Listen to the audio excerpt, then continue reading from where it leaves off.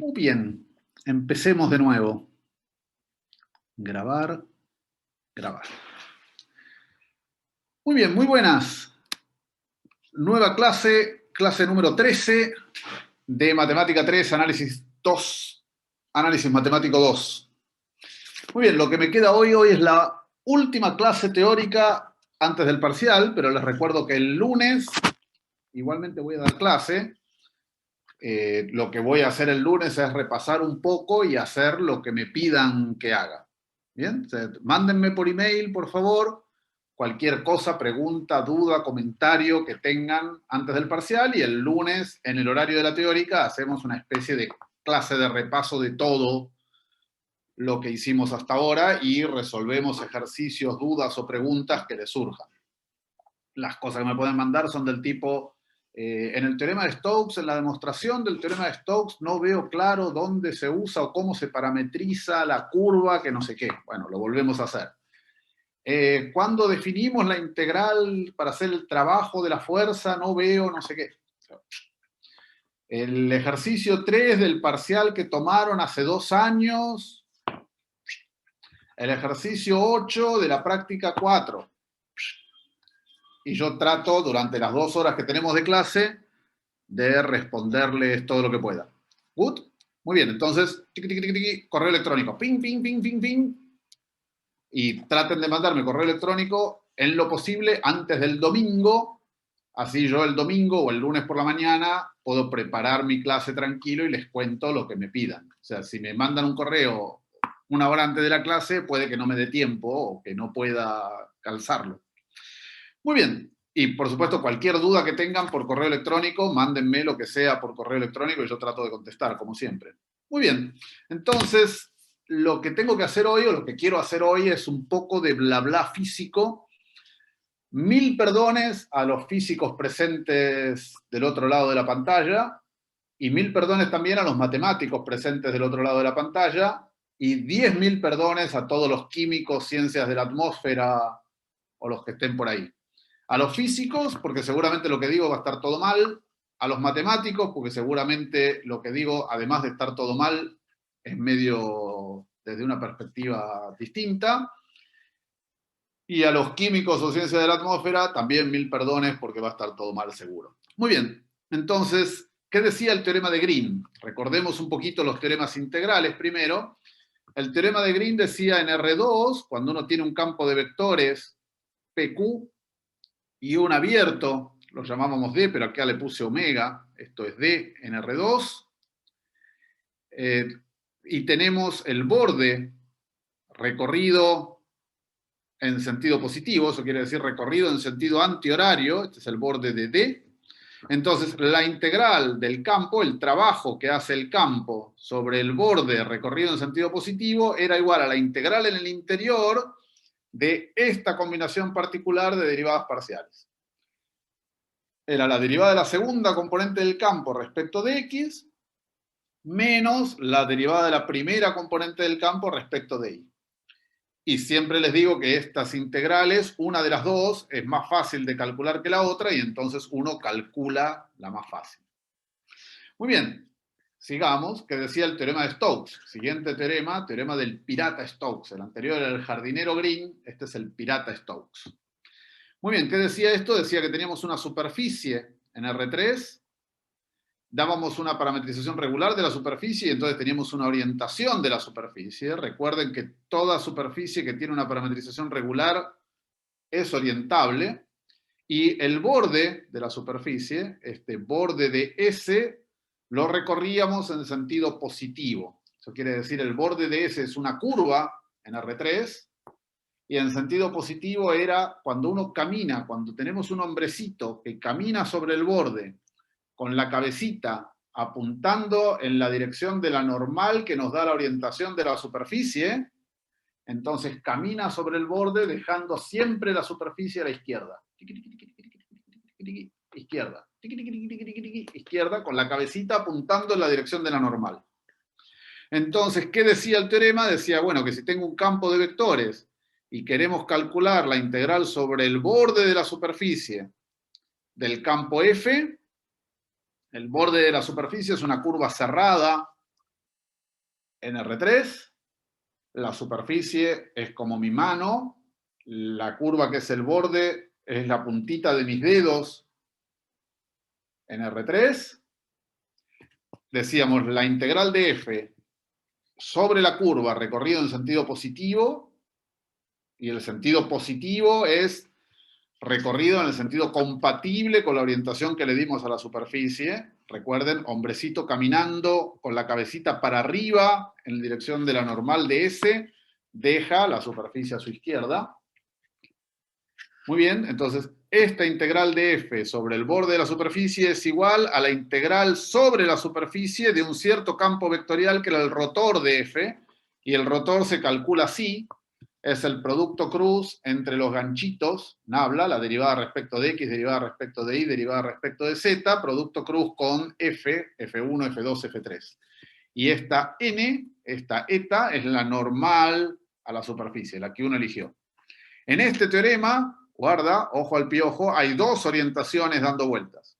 En el teorema anterior, el teorema de Green, hay una orientación dando vueltas, que es esta, sobre la curva, pero del lado derecho del igual, en esta integral doble sobre D, no hay ninguna orientación involucrada, simplemente es una integral doble de una función de R2 en R. En cambio acá tenemos dos orientaciones dando vueltas, una la orientación del borde y otra la orientación de la superficie. Y el rotor de F es esta combinación particular de derivadas parciales. Muy bien, ahora vámonos a una interpretación física del rotor.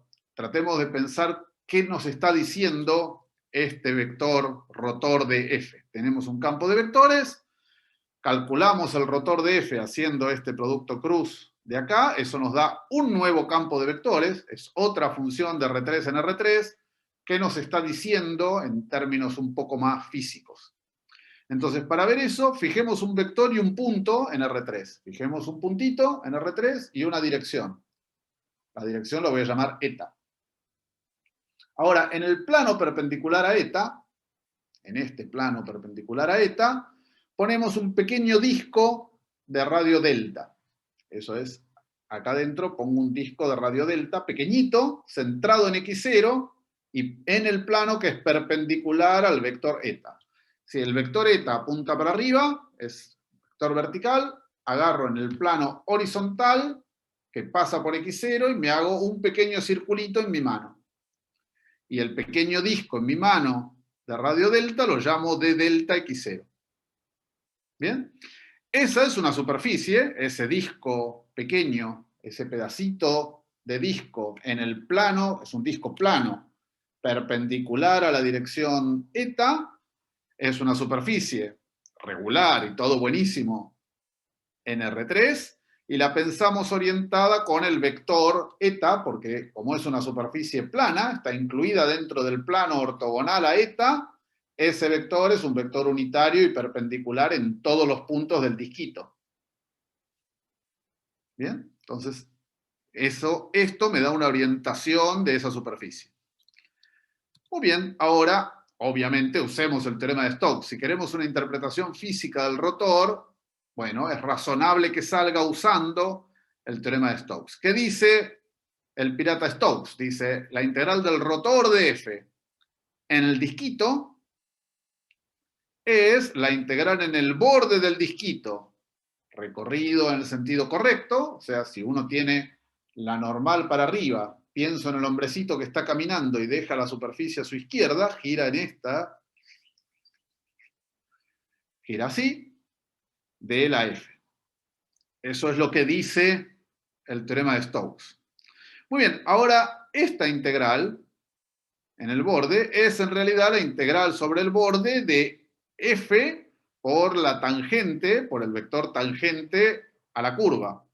Porque recuerden que para calcular el trabajo de un campo sobre una trayectoria, lo que uno hacía era calcular el vector tangente a la trayectoria, proyectar el campo sobre el tangente y calcular esta integral. Esa de ahí. Esa era la definición de integral de un campo vectorial sobre una curva. Agarro un vector tangente a la curva, proyecto el campo F sobre el campo tangente y lo que tenemos es la integral de esta función sobre el borde del disquito. Muy bien.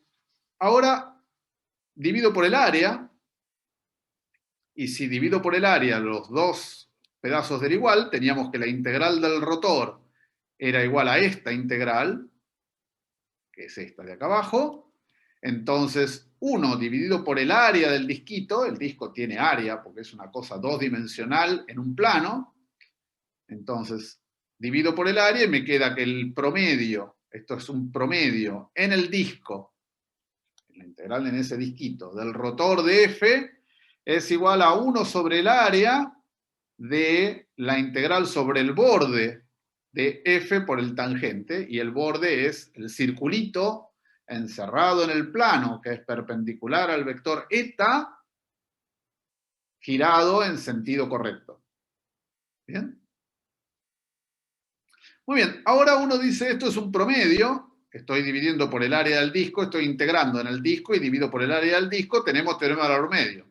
Teorema del valor medio, ¿qué dice? Dice que el promedio de esta integral tiene que ser lo que hay adentro de la integral en algún punto intermedio. Entonces, hay algún punto Q dentro del disco de radio delta, de manera tal de que esta integral, este promedio del rotor de F, que cuando calculo la integral es el rotor de F por la normal, por este vector eta que está fijo, y es el mismo para todos los puntos del disco, porque el disco es un disco plano en el plano perpendicular a eta. Entonces, este promedio, digo, da justo el rotor de F producto con la normal en el punto Q.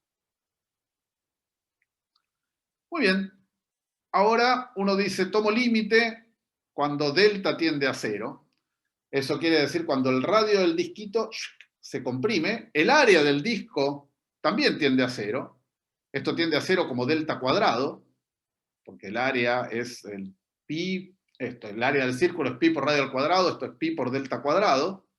Entonces, este área también tiende a 0. Esta integral tiende a 0 porque el dominio de integración lo achico, lo comprimo, pero sin embargo este límite existe y es igual a este rotor en el punto x0 por el vector eta, precisamente porque en la transparencia anterior teníamos que esta integral, este promedio, era esto en un punto intermedio.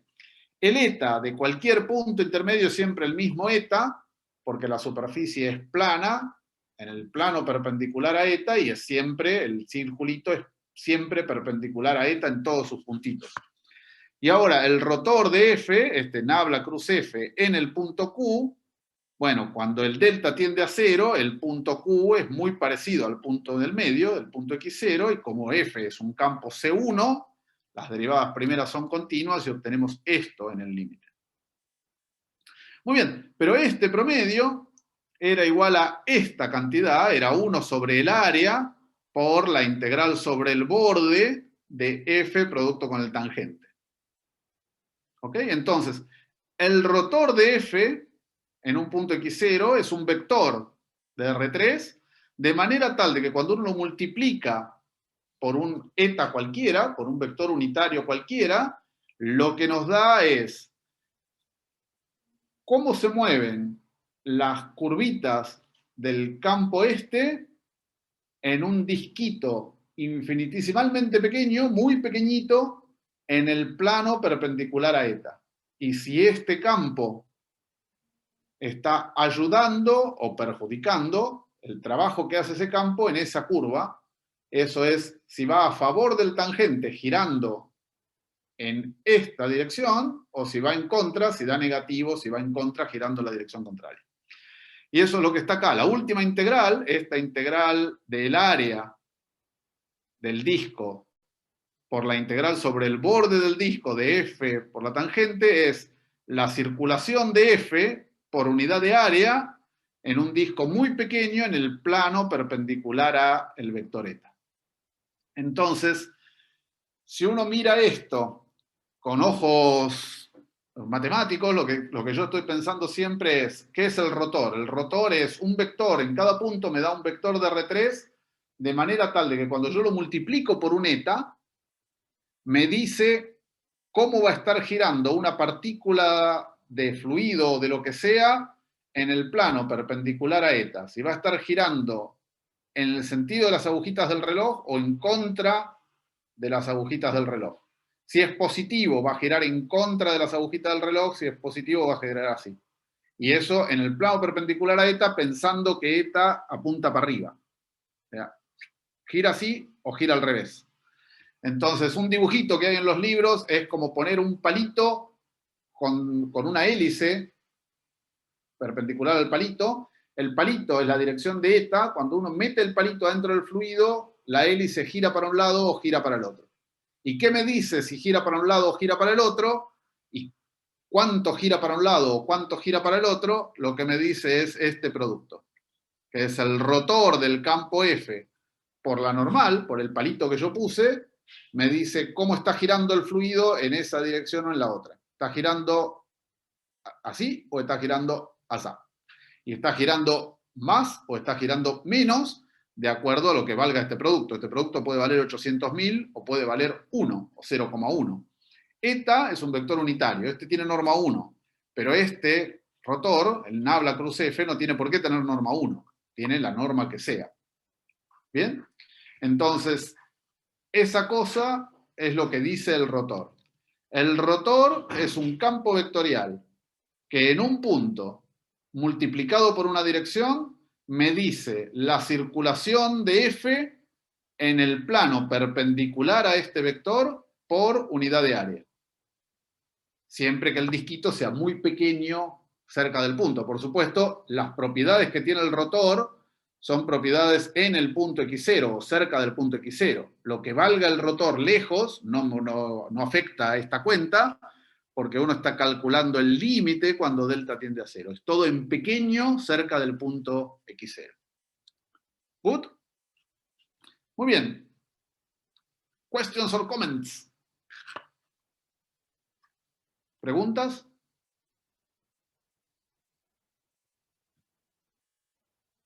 ¿Sigo adelante? ¿Se entendió o estoy hablando? ¿Vas a Perdón. mostrar alguna figura o algo de esto para verlo mejor? No. ¿No? Ok, No. lo busco por mi cuenta, porque no sé si me quedó tan claro, pero bueno.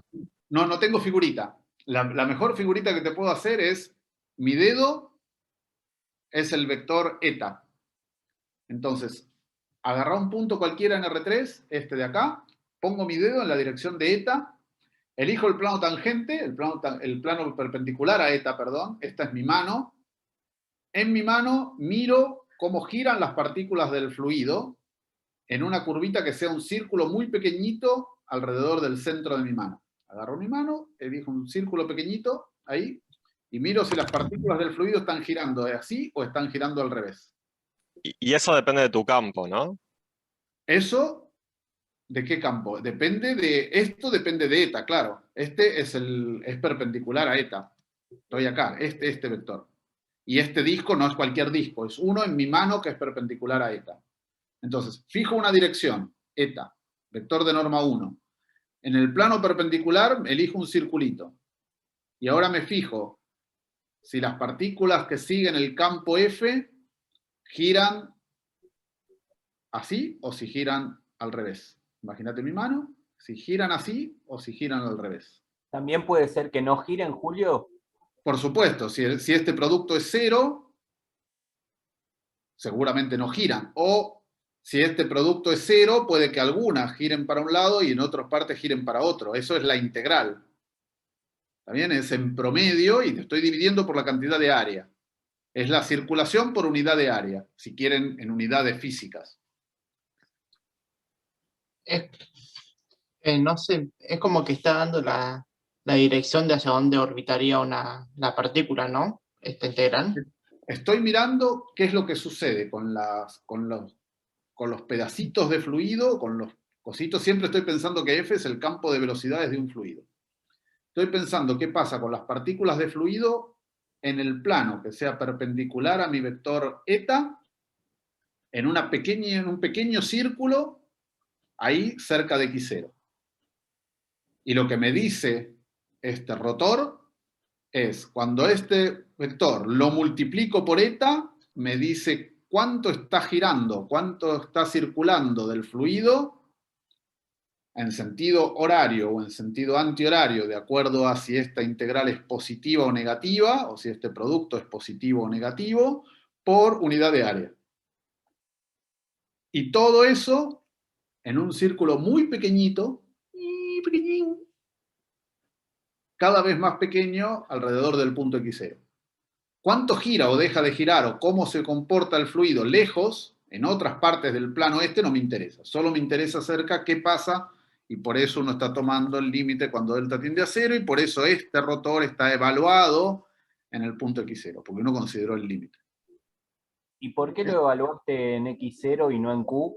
¿Eso es porque Q tendía a X0 cuando redujiste el disco? Eso mismo, cuando tomo límite, cuando delta tiende a 0, si el Q es un punto que está en el disco de radio delta alrededor de X0 y delta tiende a 0, ese Q tiene que estar muy próximo de X0. El eta de Q, el vector perpendicular, es siempre el mismo, porque el disco está incluido en el plano que es perpendicular a eta. Este eta es el mismo en todos los puntos del disco. Y ahora lo que tengo adentro, el rotor, como el campo F es C1, sus derivadas son continuas, este es el límite de estos, de acá. Y por eso escribí de este lado esto en X0, que es lo mismo que el límite cuando delta tiende a 0 de lo anterior, y del otro lado me quedó el límite. Y la gracia de esto es, este límite existe, da esto, y me dice cómo muevo, o cómo funciona esto sobre el borde de un disquito, por unidad de área, muy cerquita, muy cerca del punto X0, que a mí me interesa. ¿Algún esto, físico le suena que es el torque? amigo mío, no sé qué es el torque. Por eso le pregunto a los físicos. Porque el primer producto cruz te da omega, y omega producto escalar con la normal da el torque. Me parece. A mí No sé. me daba la definición de velocidad angular en un punto nomás, porque justamente lo que estás buscando es la velocidad, te está dando la velocidad y sentido del giro. Es peor que la velocidad en sentido de giro, ¿no? No solo es la velocidad multiplicada por el tangente integrado, con lo cual, no sé si decirte la velocidad angular, es la Por eso, circulación, cuánto ayuda la fuerza al movimiento o entorpece el movimiento por unidad de área. La velocidad angular, fíjate que el F producto con tau, el F no tiene por qué ser paralelo a tau, de alguna manera. Puede ser positivo en claro, algunos puntos y negativo en otros. es cuánto de F, afecta a tau y cómo lo hace. Eso, sí. Y a lo largo de todo el círculo, de todo el circulito, de toda esa curva pequeña por unidad de área. Claro, sumame todo lo que le haga F a tau en todos los puntos del disco, que cuando lo reduzco a Cuando lo reduzco mucho, decimal, igualmente F afecta de alguna manera porque tau sigue existiendo en el disco por más pequeño que sea. ¿sí? En un disco muy pequeñito, ¿cómo afecta F? El movimiento que se produce en el borde de un disco muy pequeñito dividido por la cantidad de área que encierra el disco. Y eso, si quieren los físicos o los libros, lo llaman la circulación de F por unidad de área. ¿Bien? Ahí preguntaron qué era el torque en este coso, y creo que el torque sería el resultado de toda esta integral. Could be. Pero bueno, No, habría que, cuando vaya a física 2 le digo si esto me sirvió. Por supuesto, cuando vayan a física 2, pregunten a su profesor de física 2, de física 1, de laboratorio 3 o de física cuántica 8, qué significa el torque y si el torque es igual a esta integral o no. ¿Bien? Y me lo cuentan, por supuesto. Muy bien, entonces, sigamos adelante y vamos al teorema de Gauss, porque si hay una interpretación física del rotor, tiene que haber una interpretación física de la divergencia. ¿Qué decía el teorema de Gauss? El teorema de Gauss decía, si uno tiene un dominio sólido en R3, una región, de vuelta en la misma errata, tengo que poner el palito para el otro lado, Y tenemos su borde es una superficie cerrada, recuerden esto es la pulpa de la naranja o mi puño, y la mano que rodea mi puño es la superficie o la cáscara de la naranja que rodea la pulpa, es la superficie, es una superficie cerrada. Tenemos un campo, F grande, de R3 en R3, y lo que dice el teorema de Gauss, del maestro Gauss, es la integral en la superficie de F producto con la normal exterior, este es el vector normal exterior a la superficie, apunta hacia el exterior del volumen, F por la normal exterior es igual a la integral triple de la divergencia de F adentro de la región de R3. Y esta es una integral triple de una función de R3 en R. De este lado, del lado derecho del igual, no tenemos ninguna orientación dando vueltas. Del lado izquierdo del igual sí tenemos una orientación dando vueltas sobre la superficie y es aquella que nos da la normal exterior. Y de vuelta tenemos la misma formato de siempre. La integral de F sobre el borde de la región que nos interesa es la integral de una cierta combinación de derivadas de la F en el interior. Y la divergencia de F, les recuerdo cómo se calculaba como los ganchitos, pero ahora en vez de producto cruz con F como el rotor, se hacía producto interno con F. Entonces es la derivada de la primera componente respecto de X, la derivada de la segunda respecto de Y, la derivada de la tercera respecto de Z, y todas sumadas. Muy bien, veamos una interpretación física de la divergencia, y para tratar de mirar una interpretación física de la divergencia, hagamos el mismo negocio que hicimos antes, solo que ahora queremos aplicar el teorema de Gauss. Entonces fijamos un punto x0 en R3, puntito en R3, y ahora lo que hacemos es poner una bolita centrada en x0 de radio delta. Esta bola está rellena por adentro y es una bola sólida en R3. Eso quiere decir, elijo un punto en R3 y le pongo una pelotita. Si es de radio delta y el radio es grande, será una pelotita de fútbol. Si es de radio muy pequeño, será una pelotita de golf o de ping-pong, rellena por adentro alrededor del punto x0. Es la bola centrada en x0 de radio delta. Bueno, usemos el teorema de Gauss, el enunciado lo acabamos de ver.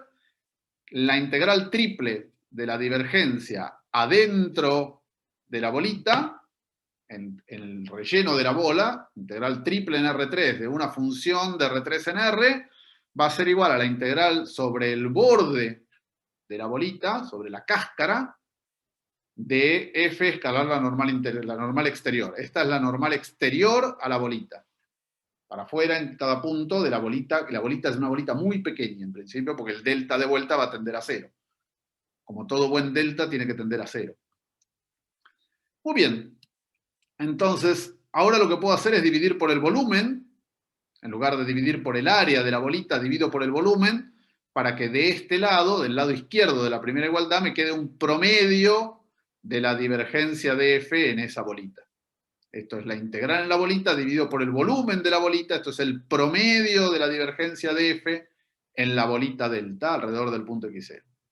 Y como dividí por el promedio, por el volumen, de un lado y del otro, bueno, del otro lado, donde tenía F escalar la normal, tengo que poner 1 sobre el volumen, dividido por la integral en el borde de la bolita ahora de F por la normal exterior.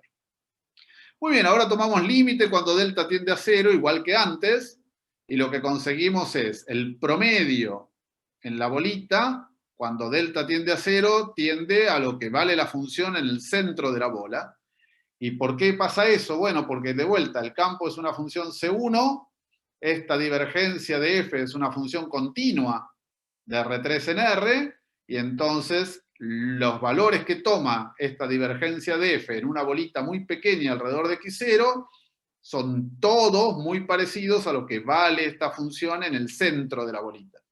Entonces ese límite, cuando calculo el promedio, dividí por el volumen, me da la divergencia de F en el punto x0.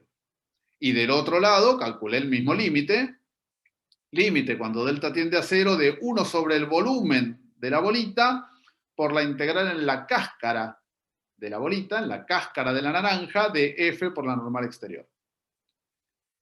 Entonces, ¿qué es lo que pasa con esto? Lo que pasa con esto es esta integral es el flujo del campo F a través del borde de la bolita, pero el flujo saliente, el flujo hacia afuera del campo F, porque la normal es la normal exterior. Es el flujo a través de la cáscara de la bolita de radio delta por unidad de volumen, y eso es simplemente porque estoy dividiendo por el volumen de la bolita de radio delta. Entonces, ¿qué dice? Vamos de nuevo. ¿Qué dice la divergencia de F?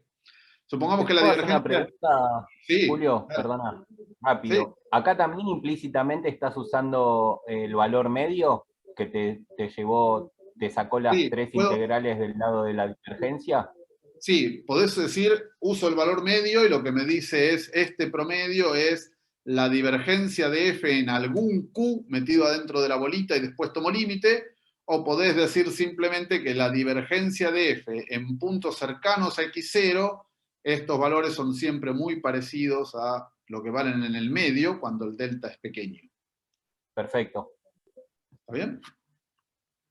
Entonces, ahora digamos, ¿qué pasa, por ejemplo, si la divergencia en un punto es positiva?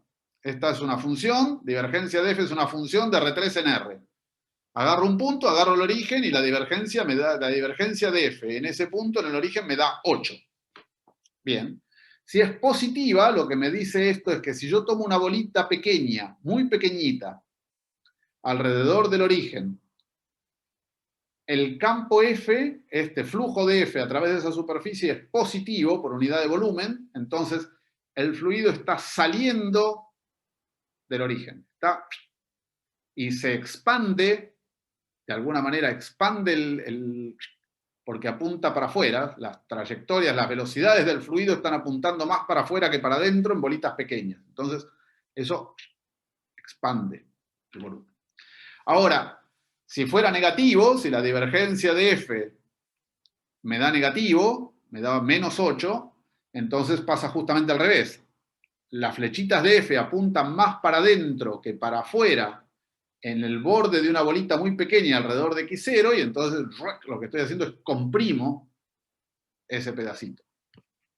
Y todo dividido por unidad de volumen. Esto es el flujo de F a través de la superficie, pero por unidad de volumen. Muy bien. Ahora bien, supongamos que la divergencia vale 0.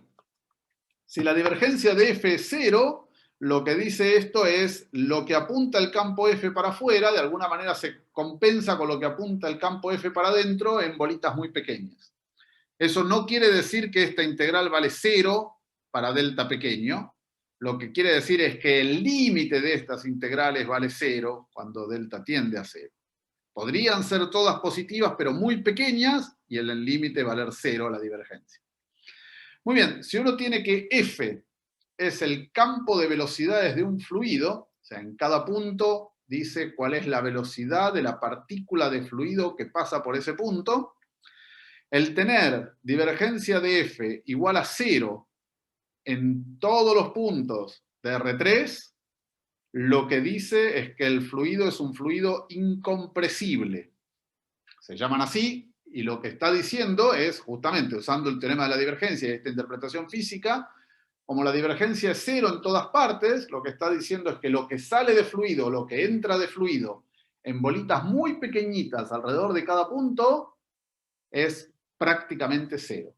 Es algo muy pequeño si el radio de la bolita es muy pequeño. Entonces, bueno, ese es el nombre que se le da a los fluidos incompresibles. Y el ser fluido incompresible o no es divergencia del campo de velocidades del fluido igual a 0 o no en la región que nos interesa, en la región de R3 que nos interesa mirar ese campo, de estudiar el movimiento de ese fluido en tal y cual. Entonces, ¿Bien? si la divergencia es 0, es incompresible. Sí, ese es el nombre que le dan los físicos a campos de velocidades de un fluido que tengan divergencia 0, son fluidos incompresibles. ¿Bien? Y si no, no son incompresibles, bueno, es otro tipo de fluido. Y lo que tiene es esta idea que uno tiene, que cuando la divergencia es positiva, a partir del punto X0 están saliendo como rayitos, para todas las direcciones. Yo estoy pensando que salen como rayitos así, ching, de Fs en la cáscara de la bolita. ¿Está bien? En una bolita pequeña, estas integrales tienen que ser todas positivas. Si esto da 8, estas integrales se aproximan a valer 8, entonces son todas positivas. El campo de velocidades del fluido sale como flechitas, y entonces a partir de ese punto x0 es como que estoy expandiendo y estirando para todos los lados. Las partículas quieren salir de cualquier bolita, por muy pequeña que sea, alrededor de x0. Y al revés, si la divergencia me da -4, bueno, lo que tengo es que todas las flechitas apuntan para adentro, todas apuntan para adentro, y lo que trata de hacer es... va todo para adentro. ¿Bien? Y depende de cómo sean las cosas, será de una manera o de otra. ¿Good? ¿Preguntas, comentarios, cosas? Una Bien. pregunta, que las flechitas, como usted decía, salgan de la esfera, ¿no? De una Sí. esfera, eso no implica de que cambie la esfera, o sea, la superficie sigue siendo constante, ¿o no? Sí, sí, la esfera es siempre ¿Podría la misma. expandirse la superficie? La esfera es siempre la misma, lo que mirás son cómo son las flechitas de F, cómo es F sobre la superficie de la esfera, sobre la cáscara de la naranja, cómo es F. Y F, producto con la normal, es cuánto de F apunta para afuera o cuánto de F apunta para adentro si este producto es negativo. Y con una superficie siempre constante, digamos. La superficie es siempre la misma bolita de radio delta. Este es el Gracias. borde de la bolita de radio delta. Es el borde de una naranja, pero no es una naranja de verdad, es una naranja muy pequeñita. Naranja muy, muy, muy chiquitita. Sí, lo que se expande es el flujo, o digamos el campo, y no lo que lo contiene, por así decirlo. Cuando yo digo se expande, estoy pensando que las flechitas de las velocidades de las partículas del fluido, que son F, apuntan siempre para afuera, no siempre para afuera, pero apuntan mucho para afuera en el borde de la bolita delta. Entonces, Ok, gracias. suponete que el borde de la bolita delta fuera mi mano, fuera esto, lo que estoy diciendo es que las velocidades del fluido apuntan mucho para afuera, y eso a mí me da la idea mental de las partículas del fluido están atravesando la superficie para afuera, están tratando de salir, hacen así. ¿Bien? Gracias. Esto es tramposo, por supuesto, porque en esta cuenta estamos pensando siempre que no hay tiempo acá. El campo de velocidades F es estático, no depende del tiempo. Entonces la velocidad de una partícula de fluido que atraviesa el punto S es siempre la misma. Esto no depende, es time independent. Y eso, por supuesto, es trampa, no es verdad. En los fluidos, la física, la naturaleza, el mundo, no sé qué, no tiene cosas estáticas en general. El campo de velocidades de un fluido no es siempre el mismo. Esto depende de t, depende del tiempo t, en general. Pero, como nosotros no tenemos diferencia t, si no tenemos una función en R3, es así. ¿Qué? Dale. Estas teorías, la de Green, Stokes y Gauss, nacieron para estudiar fluidos, ¿sabemos? Esto no. No. ¿O eran abstractos nada más? No, seguro que no eran abstractos. En estas épocas lejanas, que no son tan lejanas tampoco, pero en estas épocas lejanas, el científico en general no era solo matemático, solo físico, solo químico, solo astrónomo. Lo que trataba de hacer era entender el conjunto de la naturaleza, y eran tipos que se dedicaban a pensar, digamos. Había pocas universidades. Las universidades no eran lo que es la universidad actual, no había universidad pública, gratuita y no sé qué, todas las universidades eran de alguna manera pagas, y la gracia de las universidades antiguas era, cuando uno era profesor, tenía derecho a vender su curso a los alumnos. Entonces eso era ser profesor de universidad, era un tipo que sabía mucho y que tenía derecho a vender su conocimiento a los demás, eso es lo que les daba la universidad, y la mayoría de estos tipos tenían un mecenas, un lord, un duque, un conde, un lo que sea, que financiaba el tener un científico, una persona pensando cosas, porque le gustaba aprender, estudiar, pensar. Había muy poca gente que podía pensar libremente. La mayor parte de la gente en estas épocas pretéritas en general, trabajaba en el campo, no había nada que hacer, no había otra cosa. Era muy difícil. Entonces la gente se dedicaba a todo en general, hacían matemática, hacían física, hacían química. El volumen de conocimiento estaba mucho menos parcelizado y se conocía más en general de ciencia. Pero bueno, eso era antiguo. Ahora sí. La pregunta es si lo hicieron para estudiar mecánica de fluidos. No estoy seguro.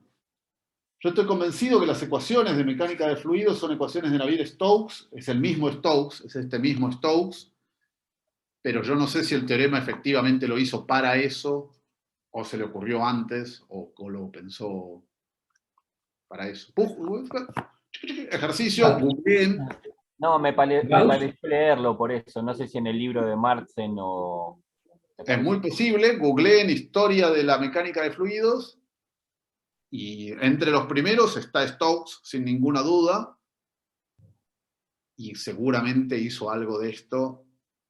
Ahora, van a encontrar si el teorema de Stokes concretamente lo hizo para estudiar eso o si lo había hecho antes por otra cosa. ¿Bien? Gauss, el del teorema de Gauss es el mismo de la distribución de probabilidad de Gauss. Sí, es el mismo. Es el mismo de Gauss, es el mismo de la curvatura de Gauss. El tipo, en esa época, el chiquito Gauss, gran genio Gauss, mi ídolo personal profundo, sabía geometría, hacía cosas con la curvatura y no sé qué, no sé cuánto. Sabía análisis, porque tenía el teorema de la divergencia de Gauss. Está claro, sabía lo que era el análisis profundo de integrar sobre superficie, la divergencia, no sé qué, Gauss. Y sabía probabilidad, justamente. El tipo sabía de todo. Era uno de estos grandes entre los grandes y Gauss creó matemática que se siguió usando y se sigue usando hasta hoy en muchas cosas distintas de la matemática, en muchas áreas diferentes. Entonces, permitió que se expandiera la matemática en muchas direcciones distintas. Un grande entre los grandes. Por supuesto, hay otros. Me van a decir quién era mejor, si Gauss o no Fermat. Y yo, bueno, qué sé yo. Mi corazoncito está en Gauss porque a mí siempre me gustó mucho y el teorema de Gauss me parece buenísimo. Pero, lo que sea. ¿Bien? Gauss dirigió la tesis de Riemann en su geometría. Posible. Así que... Posible. De todas maneras, yo no soy un fanático de historia de la ciencia. Y yo de la historia de las matemáticas sé muy poco y de historia de las ciencias en general también sé muy poco. Nunca me gustó, me gustaron los chimentos, los chusmeríos así, de quién se peleó con quién y cosas así, pero el resto de saber exactamente quién probó qué para hacer qué, nunca me llamó mucho la atención. Muy bien, entonces sigamos adelante y hagamos fórmulas. Ahora viene una cosa que se llama las fórmulas de Green, que las hizo Green, el mismo Green del teorema, y es cómo integrar por partes. Entonces, les recuerdo cómo era integrar por partes funciones de R en R. Cuando uno tenía la integral de U' por B', y sumaba la integral de b por u segunda, bueno, esta suma es esta derivada de este producto, es la integral entre a y b de b por u', todo prima, porque la derivada de un producto es la derivada del primero por el segundo sin derivar, que es su prima, más el primero por la derivada segunda de este, u''. Y este producto es en los bordes, porque es la integral de una derivada, es la función b por u' evaluada en los bordes, evaluada en b y evaluada en a. Y esta es una de las formas de integrar por partes en una integral simple en R. Entonces, lo que varía es que cuando uno tenía una integral de esta forma, derivaba una, integraba la otra, ponía los términos integrados en el borde, y la esperanza era que esta integral fuera más fácil de calcular que la anterior.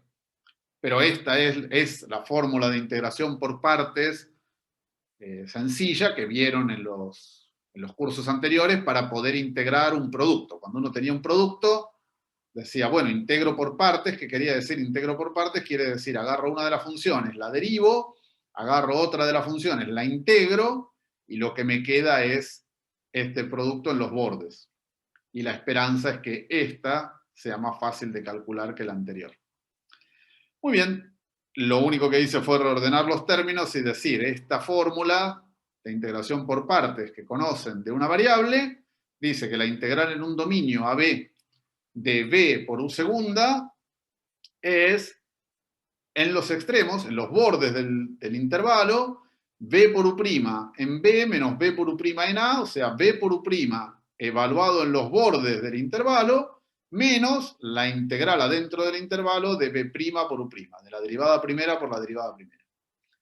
Entonces, de vuelta, ¿qué dice? Dice la integral dentro del intervalo de la función sin derivar por la derivada segunda es la función por la derivada primera evaluada en los extremos, en los bordes del intervalo, menos la integral adentro del intervalo de derivada primera por derivada primera. Y la pregunta que uno se hace, o la pregunta que se hizo Green en su momento y que uno puede tratar de resolver es, ¿habrá una fórmula parecida si en lugar de integrar en un intervalo uno trata de integrar en un sólido, en un dominio? Entonces agarremos dos funciones, U y B, dos funciones de R3 en R. Y calculemos la divergencia de B por el gradiente de U. B por el gradiente de U es un campo vectorial. El gradiente de U es una función de R3 en R3, formada por las derivadas, derivada de U respecto de X, derivada de U respecto de Y, derivada de U respecto de Z, y ahora lo estamos multiplicando por B, es B por la derivada de U respecto de X, B por la derivada de U respecto de Y, B por la derivada de U respecto de Z, y a todo eso le casqué una divergencia adelante. Esta es la divergencia de este producto, esto es este producto, divergencia adelante. Muy bien, ¿qué es la divergencia de esto? La divergencia de esto es la derivada de la primera cosa respecto de X. ¿Cuánto vale la derivada de la primera cosa respecto de X? La derivada de la primera cosa respecto de X es la derivada de B respecto de X por la derivada de U respecto de X, más B sin derivar por la derivada segunda de U respecto de X dos veces. Y lo que hice fue la derivada de un producto. Ahora, la derivada del segundo término, la segunda componente del campo respecto de Y. Esto me queda la primera sin derivar por la derivada segunda de U respecto de Y dos veces, más el producto de las derivadas primeras, que es la derivada del producto. Y la última, cuando derivo respecto de Z, la última componente del campo, lo que me queda es B por la derivada de U respecto de Z dos veces, más la derivada de B respecto de Z, la derivada de U respecto de Z. Muy bien, ahora voy a juntar todos los términos que tienen B por derivadas segundas de U. Esto es B, que sale factor común de la derivada segunda de U respecto de X dos veces, más la derivada segunda de U respecto de Y dos veces, más la derivada segunda de U respecto de Z dos veces. Y a esa suma de las tres derivadas segundas puras de U, tiene un nombre, se llama el laplaciano de U. Este es el operador de Laplace. Laplace, también gran genio y profundo ídolo, cosa que yo sé, ¿verdad? Laplace, por supuesto, Laplace francés, Gauss es alemán, pero Laplace, el gran Laplace. Esta cosa se llama el laplaciano de U. Muy bien, ahora ¿cuáles me quedan? Me quedan todos los que tienen derivadas primeras, y son la derivada de B respecto de X por la derivada de U respecto de X, más la derivada de B respecto de Y por la derivada de U respecto de Y, más la derivada de B respecto de Z, la derivada de U respecto de Z. Muy bien, yo digo que estos productos, cuando los sumo, son justamente el producto interno entre el gradiente de B y el gradiente de U. Porque la primera coordenada del gradiente de B por la primera coordenada del gradiente de U me da justo la derivada de B respecto de X por la derivada de U respecto de X. Más la segunda componente del gradiente de B por la segunda componente del gradiente de U. Acá está, es la derivada respecto de Y por la derivada respecto de Y. Y el último por el último me da la derivada respecto de Z, la derivada respecto de Z. Entonces, la divergencia de B por el gradiente de U, lo que me da es B por el laplaciano de U más el producto interno entre gradiente de B y gradiente de U. Muy bien. Ahora agarremos un dominio omega en R3 y usemos el teorema del maestro Gauss. Entonces, ¿qué dice el teorema del maestro Gauss? Dice, cuando uno ¿Te puedo calcula interrumpir, Julio? Sí, dale. Rápido. El laplaciano de U es las segundas derivadas de U Es la sumadas. es la suma de las derivadas segundas puras de U. Eso quiere decir, es la derivada segunda de U respecto de X dos veces, más la derivada segunda de U respecto de Y dos veces, más la derivada segunda de U respecto de Z dos veces. Es la suma de las Perfecto. tres derivadas puras de U. Y puras Gracias. quiero decir que no tiene derivadas cruzadas. Es la derivada respecto de X dos veces, más la derivada respecto de Y dos veces, más la derivada respecto de Z dos veces. ¿Bien? Perfecto. Gracias. Si pensás Una en el- pregunta. ¿Cómo diferencias el laplaciano de un delta? No, es delta. El simbolito es delta. Ah, el laplaciano es todo esto. El laplaciano es la suma se llama así, se llama el laplaciano, se anota como delta de U, y es la suma de las derivadas segundas puras de la U, de la función U. El laplaciano es una porquería que se aplica a funciones que van de R3 en R, lo que da es otra función también de R3 en R que está formada por la suma de las derivadas segundas puras de la función U. ¿Y esa interpretación física de que es como la divergencia de segundo orden? O sea, porque... Es la divergencia del gradiente de U. Ese es el laplaciano. ¿Y qué interpretación física tiene? Ah, no, ya vamos. Interpretación física seguro que tiene. Ya vamos. Ya vamos. Por ahora lo único que quiero es una fórmula para integrar por partes. ¿Bien? Entonces, lo único que digo acá es, derivando, haciendo regla del producto, ni siquiera una derivada muy sofisticada, la divergencia de B por el gradiente de U me da B por el laplaciano de U más gradiente de U, gradiente de B. Me da esta, y esta es una igualdad puramente entre funciones, ¿no? Derivé. Muy bien, ahora lo integro en un volumen de R3. Y uso el teorema del maestro Gauss, que para eso es maestro Gauss. Si integramos en un volumen B por el laplaciano de U más gradiente por gradiente, como lo que pongo adentro de la integral es igual a la divergencia de B por el gradiente de U, que es el cálculo de la transparencia anterior, bueno, esta integral triple será igual a esta integral triple. Estoy integrando la misma función en el volumen omega. Bueno, ¿qué dice el amigo Gauss? El amigo Gauss dice la divergencia de B por el gradiente de U. Bueno, uso el teorema de la divergencia y me da el campo multiplicado por la normal exterior integrado sobre el borde de la región de omega. Muy bien, eso se llama, tiene nombre, se llama la primera identidad de Green.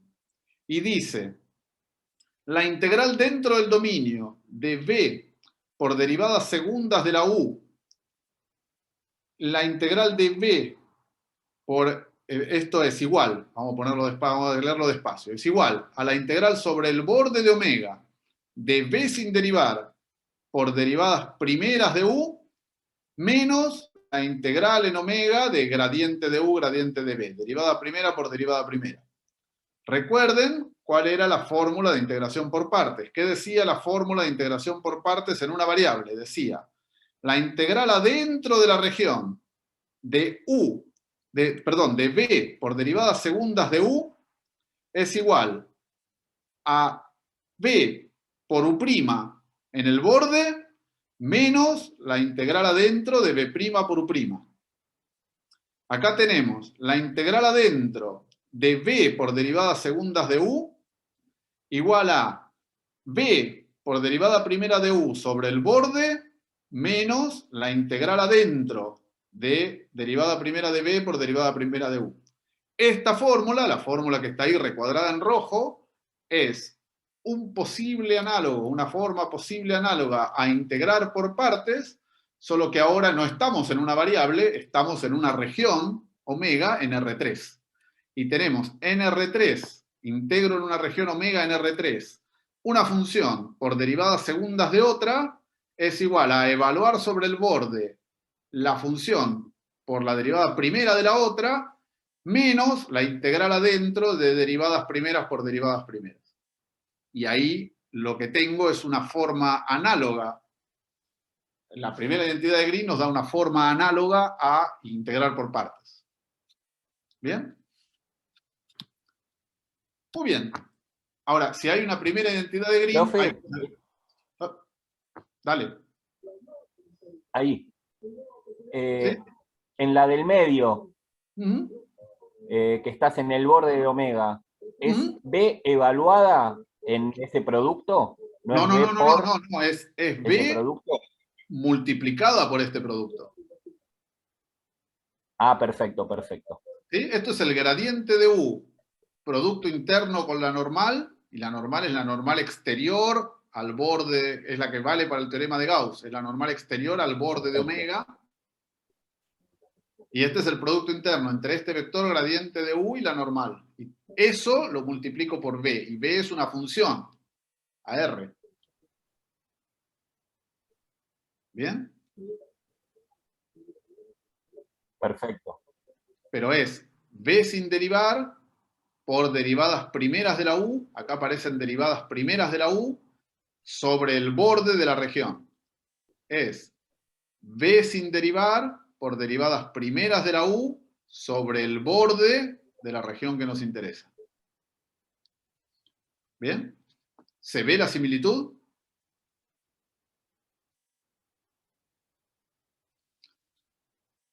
Por supuesto, la fórmula no es igual, porque Sí, ¿qué quiere gracias. decir la derivada segunda de U? Derivadas segundas de U de una función de R3 en R hay muchas. ¿Bien? Hay un montón. Bueno, para esta fórmula, para la primera identidad de Green, las derivadas segundas de U que aparecen son la suma de las derivadas segundas puras, es el laplaciano de U. Y las que aparecen acá, las derivadas primeras, la forma de multiplicarlas es la primera por la primera, la segunda por la segunda, la tercera por la tercera. Es esta combinación en particular. Y cuando uno dice sobre el borde de la región B por derivadas primeras de la U, bueno, en realidad es B por derivadas primeras de la U multiplicadas por la normal exterior. Es esta fórmula en particular. Pero es la misma fórmula, el mismo concepto de fórmula que tenía cuando uno integra por partes. ¿Bien? Y decía, si hay una primera identidad de Green, obviamente tiene que haber una segunda identidad de Green, porque si no, nunca llamarían primera a la primera. ¿Cómo se encuentra la segunda identidad de Green? La segunda identidad de Green, teníamos la primera identidad de Green, pero ahora agarremos la primera identidad de Green, la misma de antes, pero intercalemos el rol de U y de B. Eso quiere decir, lo que llamo B lo pongo como U, lo que llamo U lo pongo como B. ¿Y puedo hacer eso? Sí, puedo hacer eso tranquilamente porque son dos funciones, U y B son dos funciones de R3 en R, a cuál llamo U y a cuál llamo B, me da lo mismo. Entonces, la primera identidad de Green, cambiando los roles de U y de B, se escribe como acá abajo. Muy bien. Ahora lo que podemos hacer es restar la línea de arriba con la línea de abajo. Si restamos la línea de arriba con la línea de abajo, la integral triple del gradiente de U por el gradiente de B se va. Porque esta integral triple es la misma que tenemos acá abajo, cuando las resto desaparecen. Y lo que me queda es la integral adentro de B por el laplaciano de U menos la integral adentro de U por el laplaciano de B es la diferencia de dos integrales sobre el borde de omega. La que aparece con el signo más es B por el gradiente de U por la normal, y la que me aparece con signo menos es la integral sobre el borde de U por el gradiente de B por la normal. Y esta formulita maravillosa se conoce como la segunda identidad de Green. Entonces, la primera es fácil, se obtiene a partir del teorema de la divergencia, simplemente calculando la divergencia de B por el gradiente de U, se obtiene la primera identidad de Green, y la segunda identidad de Green es más fácil todavía porque se obtiene simplemente restando dos veces la primera identidad de Green, pero con los papeles de U y de B cambiados, intercalados. ¿Bien? Y de vuelta, esta fórmula es como una fórmula de integración por partes, porque acá tengo b sin derivar por derivadas segundas de u, y acá tengo u sin derivar por derivadas segundas de b. Y lo que tengo sobre el borde de la región que tengo es b por derivadas primeras, u por derivadas primeras. Entonces, siempre en estas fórmulas, primera identidad de Green o segunda identidad de Green, ¿para qué sirven? Sirven muchísimo para tratar de pasarle derivadas a la otra función. Si yo quiero calcular la integral de b por el laplaciano de u, puedo pasar una de las dos derivadas que tengo en el laplaciano de u, pasársela a la b y escribir la integral del gradiente de u, gradiente de b. Acá tengo derivadas primeras por derivadas primeras. Una de las dos derivadas que tenía en u se la pasé a la b. Y sin embargo tengo que pagar un precio, y el precio que tengo que pagar es que hay algo integrado en el borde. En este caso es más todavía, de las dos derivadas que tenía en u, le paso las dos derivadas a la b, y lo que tengo que pagar es dos veces, dos integrales distintas sobre el borde de omega. ¿Bien? Pero es cómo darle derivadas cuando tengo un producto donde una tiene derivadas y la otra no, ¿cómo le entrego derivadas de esta a la otra? Una le pasa derivadas a la otra, quedan derivadas primeras por derivadas primeras en la primera fórmula de Green, pero bueno, aparece un término evaluado en el borde. Es lo mismo que nos pasaba en una variable. Cuando tenía dos derivadas, esta función que tiene dos derivadas le presta un palito, uno de los primas se lo pasa a la b, pasa una derivada a la b, me queda derivada primera por derivada primera, pero el precio que tengo que pagar es que aparece algo evaluado en el borde, y ese algo es b por u'. Esto es lo mismo. De esta que tiene dos derivadas, triangulito para abajo, triangulito para arriba en realidad, le pasa una a la b y me queda triangulito para abajo por triangulito para abajo, pero el precio que tengo que pagar es b por una derivada sobre el borde. En esta segunda identidad de Green, lo que estamos haciendo es pasarle todas las derivadas, las dos derivadas se las estoy poniendo en la función b. Y el precio que hay que pagar, o lo que me falta para que la cosa dé un igual de verdad, es dos integrales sobre el borde. Una de b por la derivada de u, y la otra de u por la derivada primera de b. Muy bien. ¿Cómo voy de tiempo? Vamos bien. ¿Duda, pregunta, comentario, cosa? ¿Bien? Muy bien. Entonces, juguemos un poquito más y vámonos a más interpretaciones físicas de esta historia y veamos leyes de conservación. Esto es algo entretenido también. Entonces, supongamos que ahora tenemos una función u de R3 por un intervalo de tiempo, y ahora le agregamos que esto dependa del tiempo, cosa que vuelve mucho más interesante el problema, porque ya no es un problema estático que en todos los tiempos vale lo mismo, sino que además esta es una cantidad que depende del tiempo. En cada punto de R3 y en cada instante de tiempo t me da un numerito real. Lo que uno puede pensar, por ejemplo, ¿cuál sería un ejemplo de una función u que nos interese de esto? Es la temperatura en esta habitación en cada punto y en cada instante de tiempo t, cuál es la temperatura en ese punto, en ese instante de tiempo.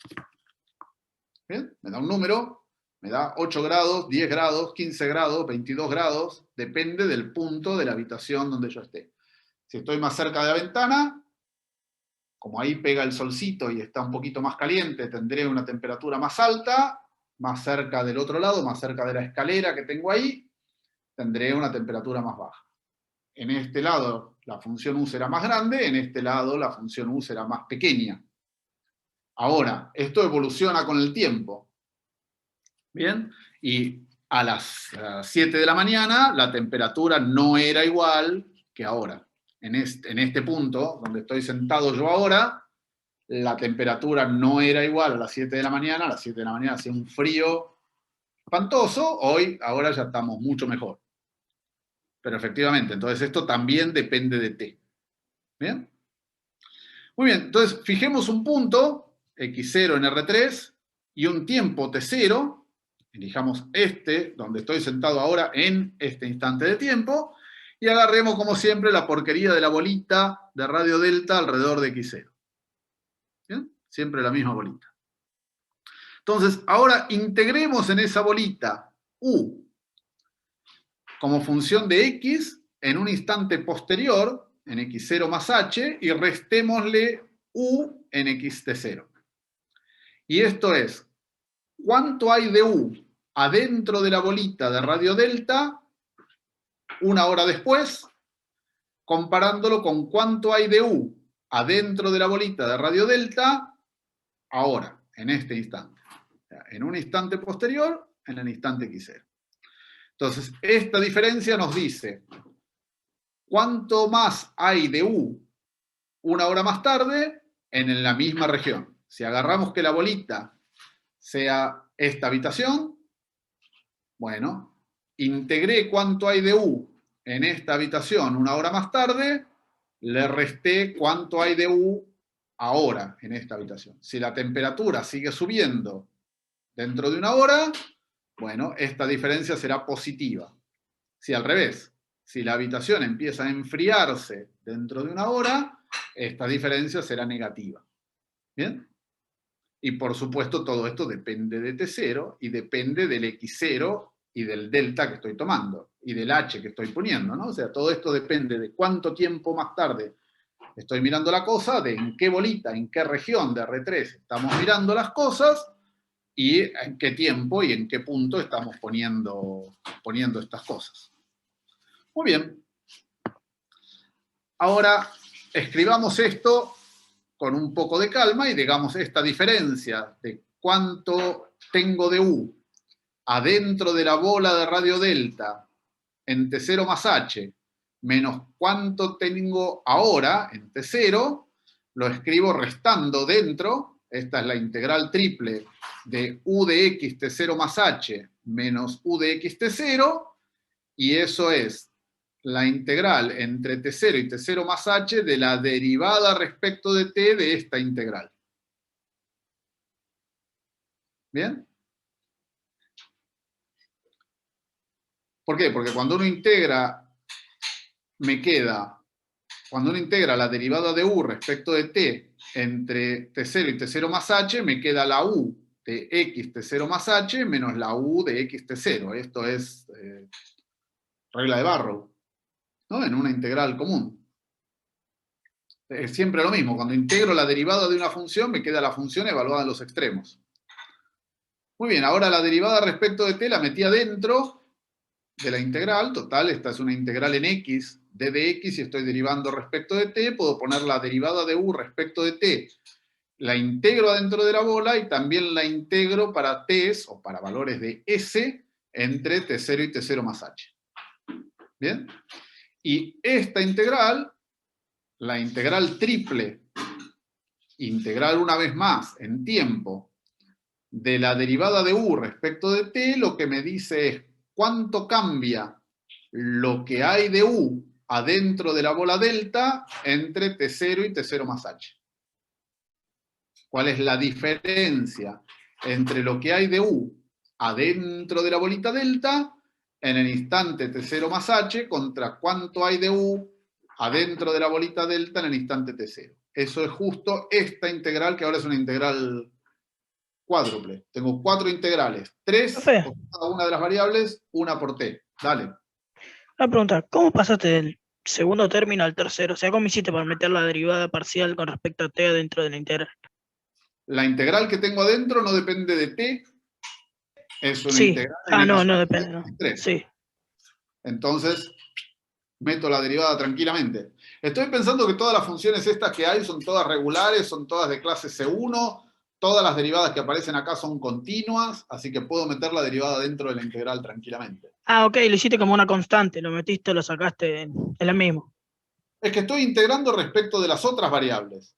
Claro, Cuando uno calcula la integral de adentro, imagínate que tuvieras un paréntesis. A ver dónde puedo poner el paréntesis. Imagínate que tuvieras un paréntesis acá y otro paréntesis en el dx. ¿Está bien? Sí. Entonces, cuando derivo respecto de t, como estoy integrando respecto de x1, x2, x3, meto la derivada dentro de la integral o la saco. Para esa integral, la variable t es simplemente un parámetro. No estoy integrando respecto de t. Estoy integrando respecto de t después, al final de la historia. ¿Está bien? Profe, ¿y la Sí, S que te quedó? ¿Qué representa? Ah, es la variable de integración. Estoy integrando respecto de S o respecto de t, si quieren le podría haber puesto t, entre t0 y t0 más h. Y esa es la integral que tenemos afuera. ¿Dónde está afuera? Acá está afuera. ¿Bien? Ok. Muy bien. Ahora, S va de T0 a T0 más H. Entonces. sí, S, el d de S final, va de t0 a t0 más h, y es una variable real. Este está en R. Ahora, el d de x es d de x1, d de x2, d de x3, o d de x, d de y, d de z, si prefieren, está en R3, y es una integral triple en la bola de radio delta en R3.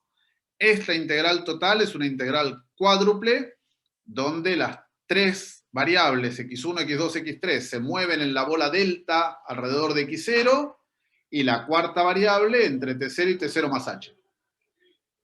¿Sí? ¿Está bien? Entonces, bueno, ahora lo que uno dice es, esto es leyes de conservación, el título de arriba está clarísimo, y lo que uno asume, o la suposición que uno hace es, esta integral lo que nos da es la diferencia de cuánto de u hay una hora más tarde, o un tiempo h más tarde, con cuánto de u hay en el tiempo t0. Entonces, uno va a suponer o supone que nada de u se crea adentro de la bolita delta, ni nada se destruye, y entonces lo que tengo de u un tiempo más tarde menos lo que tengo de u en este tiempo es lo que entra o lo que sale a través de la frontera de la bolita delta. ¿Está bien? Imagínense, si prefieren hacer un ejemplo biológico, imaginen que U es la densidad de individuos de una especie biológica, la cantidad de seres humanos, o de bichitos, de pulgas, pongamos, la cantidad de pulgas que hay en el punto X instante T. Si las integro en la bola delta de X0, esto es cuántas pulgas totales hay adentro de mis manos. ¿Cuántas pulgas totales hay en este tiempo? ¿Cuántas pulgas totales tenía en un tiempo anterior? Bueno, lo que uno va a suponer para hacer leyes de conservación es que ninguna pulga se muere ni ninguna pulga nace adentro de mis manos. La diferencia entre las pulgas que hay en el instante T0 y las pulgas que va a haber en el instante T0 más H es la cantidad de pulguitas que entran o salen a través de la cáscara de mis manos. ¿Bien? Muy bien, entonces ahora aparece una nueva variable física, una nueva cosa física que es f de xt, que depende de dos cosas, depende de x y depende del tiempo t. Lo que me da es el flujo de partículas o el flujo de pulgas a través de la superficie S. Cuando uno integra este campo de vectores, esto ahora es un campo vectorial, va de R3 por 0t, depende de t, a R3. En cada punto de R3 y cada instante de tiempo me da un vector que va cambiando con el tiempo y que va cambiando con el punto. Va cambiando por todos lados. Y este f, lo que nos dice cuando uno lo integra sobre una superficie producto con la normal, es cuántos animalitos, cuántas pulgas atraviesan la superficie en la dirección de la normal. Y por supuesto con la orientación dada por eta, porque es este producto con eta sobre la superficie. Este f lo que nos da es el flujo de partículas o el flujo de calor, si fuera U la temperatura, o el flujo de individuos, si fuera un modelo biológico, el flujo de pulguitas a través de la cáscara de la región o de la superficie S. ¿Bien? Muy bien. Ahora lo que queremos es saber qué tiene que ver estas integrales con alguna integral del flujo. Entonces, ¿qué es lo que uno va a hacer? Lo que uno va a hacer es decir esto es una ley de conservación. Para afirmar que esto es una ley de conservación, hacemos lo que acabamos de decir. La cantidad total de U, la cantidad total de individuos de la especie biológica, la cantidad total de pulgas que hay dentro de la bolita delta a tiempo T0 más H, menos la cantidad total de individuos que hay dentro de la bolita delta a tiempo T0, es igual a los que entraron menos los que salieron. Entonces, si yo quiero la integral con la normal exterior y quiero contar los que entraron como positivos, le tengo que poner un menos adelante. Este menos está de que esta normal es la normal exterior. Y esta integral lo único que dice es, a través del borde de la bolita de radio delta, calculo F, el campo vectorial que me va a dar el flujo, lo multiplico por la normal exterior y además lo integro entre T0 y T0 más H. Entonces, esta integral me dice, todos los que atraviesan el borde de la bolita delta, para adentro o para afuera, contando como positivos los que atraviesan para adentro, porque le estoy poniendo un menos adelante, y lo estoy integrando entre todos los tiempos entre T0 y T0 más H. Esta integral de acá, con el menos incluido, me dice cuáles son todos los individuos que entraron al dominio y todos los que salieron del dominio a través de la cáscara de la bolita de radio delta entre tiempos T0 y T0 más H. Y lo que dice el balance, por eso es una ley de conservación, ese balance lo que me dice es cuántos tengo a tiempo T0 más H menos cuántos tenía. ¿Cuánto tengo adentro de la bolita a tiempo T0 más H menos cuántos tenía a tiempo T0? Tiene que ser igual a todos los que entraron o salieron a través de la cáscara de la bolita de radio delta entre tiempos entre T0 y T0 más H. Y eso es, ningún individuo se muere adentro, yo no estoy habilitado a destruir individuos automáticamente adentro, ni tampoco estoy autorizado a crearlos, nadie nació acá adentro, lo único que pueden hacer es entrar o salir atravesando la cáscara de la bolita de radio delta. Y entonces el balance entre todos los que voy a tener al cabo de T0 más H, menos todos los que tengo en el tiempo T0, es exactamente igual a todos los que entraron o salieron a través del borde de la región esta en tiempos T0, T0 más H. Muy bien, pero ahora uno mira esto y dice, ¡ah! Integral sobre el borde de la bolita de F por la normal exterior. Gauss, efectivamente. Teorema de Gauss dice que esta integral doble sobre la cáscara de la bolita de radio delta con la normal exterior es la integral triple adentro de la divergencia de F en XS, en el mismo XS que tenía antes. ¿Bien? Entonces, este balance entre todos los que voy a tener adentro de la bolita delta en un tiempo T0 más H, menos todos los que tengo ahora adentro de la bolita delta de tiempo T0, es la integral entre T0 y T0 más H con un signo menos adelante de la integral triple en la bolita de radio delta de la divergencia de F, de la divergencia del campo este que me va a dar el flujo de animalitos a través de la superficie, a través de la cosa. Muy bien, ahora uno recuerda que esta diferencia de integrales de la U es esta integral cuádruple entre T0 y T0 más H de la integral triple de la derivada de U respecto de T.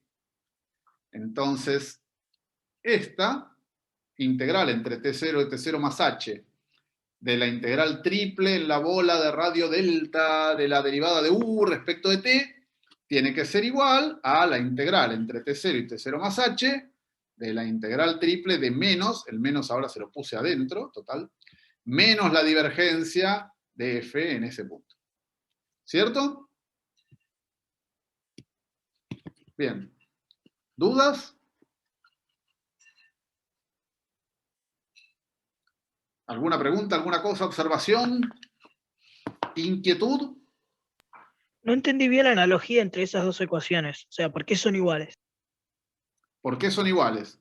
Porque la primera, la de la derivada de u respecto de t, es simplemente hacer la diferencia, escribir que esto es la derivada respecto de t evaluada en los bordes y meter la derivada dentro de la integral. ¿De acuerdo? ¿Hasta ahí vas bien?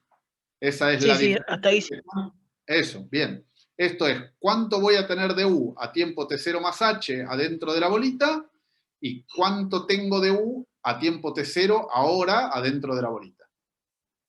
Muy bien, ahora mi modelo físico, porque esto es un modelo, uno dice esto va a ser una ley de conservación cuando haya una cierta función f que me da el flujo a través del borde, y la suposición que uno está haciendo cuando uno escribe esta cosa es ningún animalito muere ni se produce dentro de mi región, dentro de mi borde, dentro de mi bolita omega.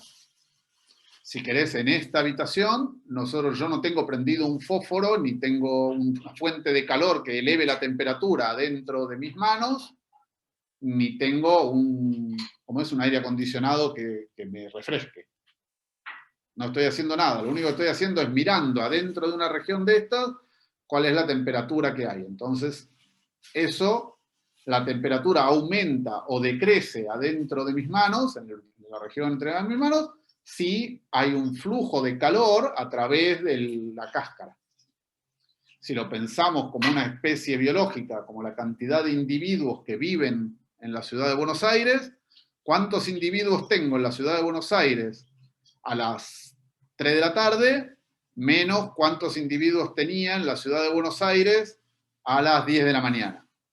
Suponiendo que ningún individuo en la ciudad de Buenos Aires se muere o nace, eso es cuántos entraron a través de la General Paz, a través de las entradas a la ciudad de Buenos Aires, entre las 10 de la mañana y las 3 de la tarde.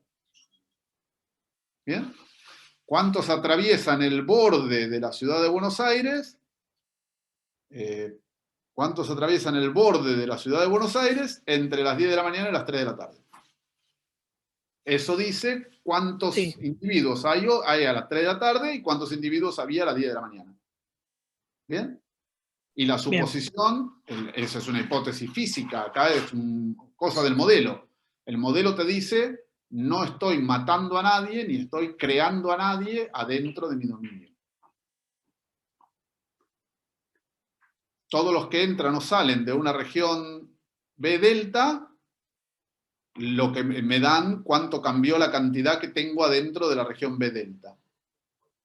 Para cambiar la cantidad de individuos que tengo adentro de la bolita, dentro de la región esta, salen o entran por el borde, no es que aparecen de la nada adentro. ¿Bien? Sí. Eco. Entonces, esta integral, que da la diferencia de las u's, tiene que ser igual a la integral de la derivada de u respecto de t, porque esa es la diferencia de las u's. La diferencia de la u integrada en la bola delta a tiempo t0 más h, menos la diferencia menos la u a tiempo t0 integrado en la bola delta, por un lado me daba esta integral cuádruple de la derivada de u respecto de t. Y por otro lado me daba esta integral cuádruple con el signo menos de la divergencia de f. Bueno, esta cosa tiene que ser igual a la anterior. Esta cosa es igual a esta. Ok, y la única que ya lo cambia vi. es quitarle el menos para adentro. ¿Está bien? Sí, sí, gracias. Great. Ahora lo que voy a hacer, lo que no quiere decir es, bueno, me quiero sacar de encima las integrales que tengo adelante. Esto vale para todo t0, para todo h, y para todo x0 y para todo delta. Bueno, me las quiero sacar de encima. Lo primero que hago es tomar 1 sobre h, divido por 1 sobre h de los dos lados del igual, 1 sobre h, y tomo límite cuando h tiende a 0. Este es el promedio de esta cantidad entre t0 y t0 más h. El promedio, cuando el intervalo se achica, tiende a la función evaluada en el punto, y la función ahora es esta integral triple de la derivada de u respecto de t, pero evaluado en donde dice tengo que poner t0, porque el intervalo se me comprime a t0. Bueno, hago lo mismo del otro lado, y lo que me queda es menos la divergencia de f en x en el instante t0, integral triple. Y ahora, la misma cosa de antes, el mismo truco de antes, quiero sacarme de encima la integral triple. ¿Qué hago? Divido por el volumen, calculo el promedio, y tomo el límite cuando el delta de la bolita tiende a 0. Si lo que pongo adentro es una función continua, que estoy suponiendo que todo es súper continuo y buenísimo, bueno, me queda la derivada de u respecto de t en el centro de la bolita al instante t0, tiene que ser igual a, del otro lado del igual, tengo la divergencia de f con signo menos, con este signo menos, en x0 t0. ¿Bien? Muy bien. Entonces ahí tenemos nuestra primera ecuación diferencial de nuestra vida, y es una ecuación diferencial que combina dos magnitudes. Una es u, que es la densidad de individuos, el de la especie biológica en el punto X instante T, o la temperatura de la habitación en el punto X instante T, y dice la derivada de u respecto de T es igual a menos la divergencia del flujo de partículas, del flujo de individuos o del flujo de calor en el punto X instante T. Esta cosa tiene derivadas parciales de la f, de f1, f2, f3, y esta cosa tiene una derivada parcial respecto de otra variable de la u. ¿Bien? Entonces, esta cosa es lo que se conoce como una ecuación diferencial. ¿Cuál es la incógnita acá adentro? ¿O cuáles son las incógnitas? Las incógnitas son u y f, que yo querría averiguar. Yo querría saber cuántos individuos hay en todo instante de tiempo y en todo momento. Quiero saber cuál es la u. Y quiero saber cuál es el flujo de individuos a través del borde de cualquier superficie, y quiero saber cuál es la f. Y lo que tengo es una ecuación que combina, o que me da, derivadas parciales de u con derivadas parciales de f. Y me dice, estas dos cosas tienen que ser iguales para todo x y para todo t. Y eso, la gloria de las matemáticas, este tipo de ecuación diferencial se puede usar para modelar cualquier cosa que sea una ley de conservación. Eso quiere decir, siempre que tengas una magnitud, una cantidad u, que cambie de acuerdo al flujo a través de fronteras, de cosas, sin crear ni matar individuos, ni hacer ninguna cosa que altere el balance, salvo el flujo a través del borde, bueno, lo que vas a tener es esta ecuación. La u y la f están relacionadas por esta ecuación. Este tipo de ecuaciones son cosas difíciles, depende obviamente de cuál es el modelo y cuáles son las circunstancias en las cuales uno quiere resolver. En general son cosas que tienen su truco y que involucran derivadas parciales de u y derivadas parciales de f. Y es algo que es muy divertido tratar de estudiar. Por ejemplo, uno querría saber cuáles son las ecuaciones diferenciales, todas las que tienen solución. ¿En qué sentido una u es solución de esto? ¿Cómo hago para encontrarlas? ¿Cómo hago para calcularlas? ¿Cómo hago para aproximarlas numéricamente? ¿Cómo hago para mirar esto y cómo hago para decir más? Pero bueno, aparece naturalmente ecuaciones en derivadas parciales cuando uno simplemente usó el teorema de la divergencia. Porque el único verdadero truco que uno miró acá es este de acá, de pasar del flujo a través de la cáscara a la divergencia adentro del dominio sólido. Y después, la cuenta que uno hace es sacarse de encima las integrales tomando promedios. Y me queda una hermosísima ecuación diferencial. Esto es muy lindo y por eso viene recuadrito en rojo. Muy bien. Ahora uno empieza a decir un poco más y dice, bueno, tengo dos incógnitas, u y f grande, pero en realidad tengo una sola ecuación. Esta es una ecuación con dos incógnitas. Tengo la u y tengo la f grande. Con lo cual estoy en problema, porque si tengo una sola ecuación con dos incógnitas, seguramente esto no va a tener solución única ni a ganchos. Lo que hace un buen modelizador o un tipo que entiende de modelos, dice, bueno, necesito agregarle una ecuación más, y el agregarle una ecuación más significa agregar una ley constitutiva, una ley de acople entre la u, relacionando la u con la f. La primera ley de acople que les voy a contar ahora se llama, para la ecuación de transportes, dice que el flujo de partículas es la densidad, que es una incógnita, por un dato, y el dato es esta, V mayúscula. V mayúscula es el campo de velocidades del fluido, vuelta a lo mismo, y se supone que V mayúscula es conocido. V mayúscula es conocido, la incógnita ahora es solo U. ¿Qué queda si uno hace eso?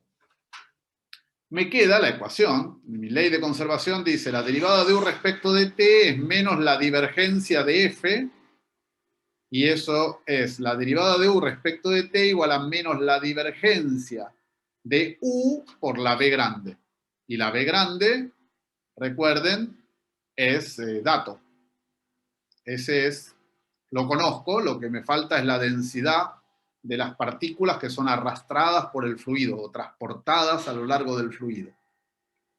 Muy bien, calculemos la divergencia de un producto. Esto ya lo hicimos, la divergencia de un producto. Sí, dale. No entiendo por qué metiste B. O sea, ¿por qué tuviste que meter la B?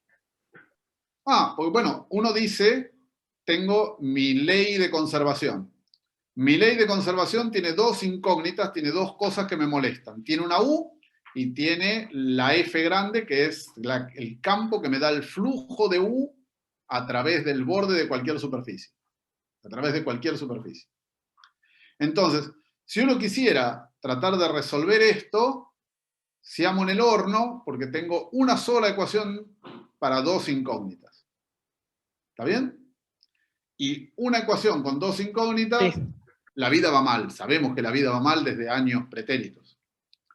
Bueno, entonces uno va a agregar, cuando uno hace un modelo de estos, uno agrega lo que se llama una ley constitutiva, una ley extra, que relaciona U con F. Yo necesito una ecuación más que diga cómo es U respecto de F o cómo es F respecto de U. Bueno, entonces, el primer modelo que les voy a contar es lo que se llama una ecuación de transporte, donde uno conoce el campo de velocidades del fluido y lo que quiere conocer, que es la densidad de pececitos que son transportados por el fluido. Imaginemos que estamos en un río y el agua se mueve, sabemos exactamente con qué velocidad se mueve y lo que queremos saber es cuántos pececitos hay en cada X en cada instante de tiempo T. La densidad de pececitos, o la densidad de pulgas, si quieren, adentro del río, pulgas para que sean pequeñitas nada más, pero la densidad de pececitos, imagínense que son muy chiquititos. Muy bien, la densidad de pececitos adentro del río, multiplicado por la velocidad de las partículas de fluido que se mueven en ese río, me da la F, me da el flujo. Y esta cosa se llama la ley constitutiva. Y la ley constitutiva es una ley que pone el modelo físico. No sale de ningún lado. Uno dice, el flujo es así. ¿Y por qué es así? Porque yo digo que es así. Ese es mi modelo. ¿Está bien? Es el modelo que hizo, no lo hice yo, por supuesto, pero es el modelo de la ecuación que me daba a dar la ecuación de transporte al final. Esta ley es completamente arbitraria. Y el hecho de suponer que las partículas de U solo entran adentro de la pelotita, entrando o saliendo a través de la frontera de la pelotita, también es completamente arbitraria. Y puestos a ser un poco brutos, esto es, nadie muere ni nadie nace, ninguna pulga puede morir, ni ninguna pulga puede nacer adentro de la pelotita. Bueno, eso no es cierto en general. En general, uno crea U dentro de su dominio o lo destruye. Y eso con la temperatura, uno prende la estufa o apaga la estufa. Yo mismo soy una estufa y genero calor dentro de mi habitación, dentro de esta habitación. Suponer que nada entra o nada, que nada se crea o nada se destruye dentro de la pelotita U, y que todo lo que cambia la U dentro de la pelotita viene de lo que entra o lo que sale a través del borde, es una hipótesis de trabajo, de vida. Esta es otra hipótesis de vida. Lo que te está diciendo esto es, el flujo de U a través de cualquier superficie viene dado por un múltiplo de U por un campo de vectores dado. El B es conocido, el U es la incógnita que me interesa averiguar. ¿Bien? Bien. ¿Y por qué es así? Porque algún físico hace muchos años se le ocurrió. Dijo, voy a poner este. Pongo este, ¿qué me queda? Muy bien, calculemos, ¿qué nos queda? Lo que nos queda es la derivada de U respecto de T, es la divergencia del producto, con el signo menos adelante. Cuando uno calcula la divergencia del producto, tiene que derivar un producto. ¿Qué queda? Queda el gradiente de U cuando derivo la U, por la B sin derivar, menos U por la divergencia de B. Muy bien, ahora hagamos la suposición siguiente, es que el B, el fluido, se mueve con una velocidad independiente de T. El fluido es un fluido estacionario, no depende de T, y además es incompresible, tiene divergencia cero. Entonces, este último término, ¡pum!, se fue, desaparece y es cero, y lo que nos queda es que la derivada respecto de T, de U, de la densidad, es menos el gradiente de U multiplicado por un campo fijo, y este incluso podría ser constante, podría ser, por ejemplo, el vector 1, 0, 0. Simplemente, muy bien, esta ecuación, la ecuación que está en rojo, se conoce en la literatura de la vida como una ecuación de transporte, y lo que dice es la cantidad U, que es la densidad de individuos de la especie biológica o lo que quieran transportar, se transporta a lo largo del campo de velocidades V. Y por supuesto lo que uno quiere es conocer la U, a partir, por ejemplo, de conocer la U en el instante inicial. Saber calcular cuánto vale la U en el tiempo t igual a 10, sabiendo que mi fenómeno físico está descrito por esta ecuación, a partir de cuánto vale la U en el instante inicial. La observación clave de esta ecuación buenísima es: esto relaciona derivadas de la U respecto de t con derivadas de la U en X. Entonces, es una ecuación en derivadas parciales, y eso quiere decir, es una ecuación que relaciona distintas derivadas de U en diferentes variables. Tengo variables x1, x2, x3, t, y me relaciona las derivadas de U respecto de t y las derivadas de U respecto de x1, x2, x3. Y tengo un igual. Bueno, de ese igual, uno podrá decir cuánto vale U, cuál es la función U. ¿Hay una única función U que verifica eso? Hay muchas. Por ejemplo, una forma fácil de resolver esto es decir que la U vale constante. Si una U es constante, es solución. Claramente es solución, porque la derivada de U respecto de t vale 0, el gradiente de U vale 0, 0, 0, y se acabó, es solución.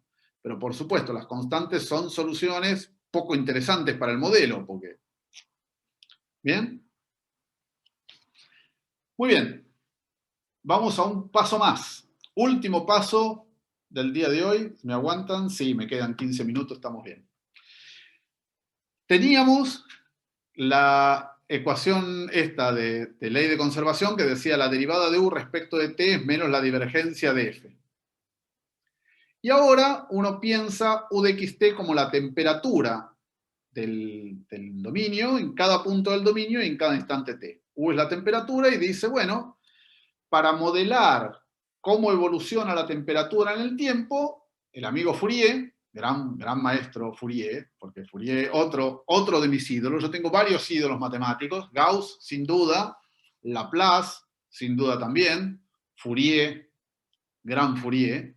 Gran Fourier dice, bueno, para modelar esto, vamos a suponer que el flujo de calor, el flujo térmico que hay, es proporcional al gradiente de la temperatura con signo menos. La K es simplemente una constante, se llama la permeabilidad térmica del medio, pero no importa, es una constante positiva y dada. Pregunten, perdón. Sí, no, es que en el chat nos estamos preguntando un poquito todos, si bien esto es interesante, me encanta y todo, si esto entra en el parcial.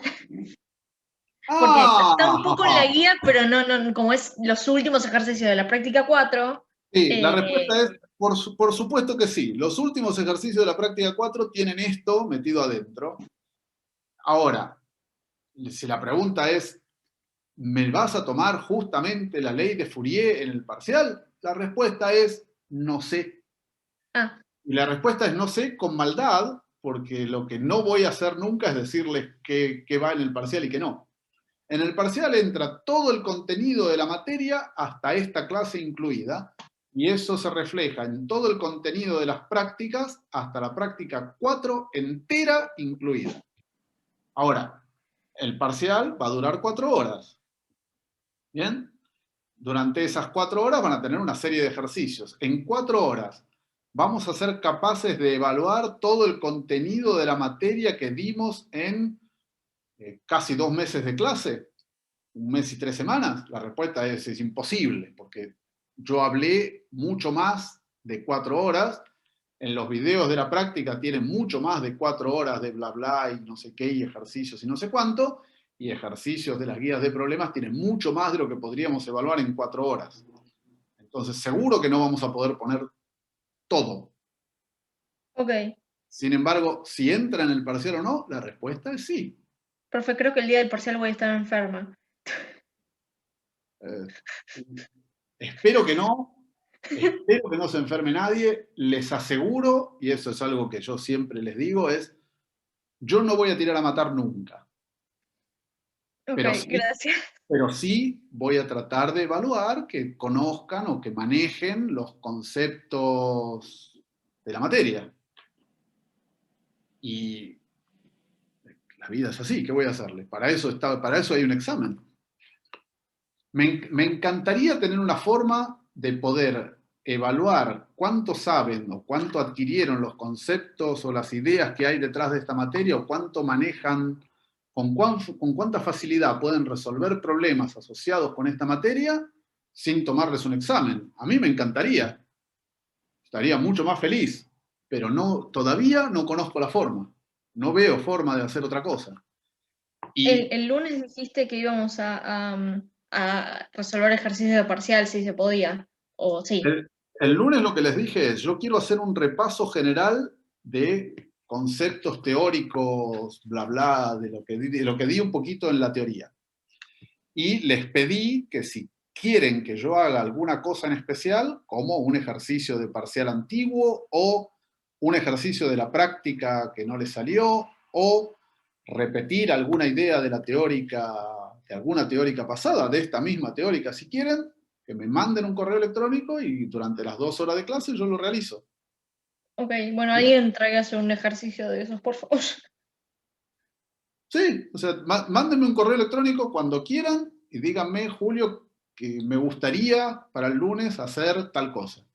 Y espero poder darle respuesta a todos los que me escriban, pero si no puedo alguno, lo siento muchísimo porque el tiempo es finito. Okay. ¿Bien? Sí, Entonces, gracias.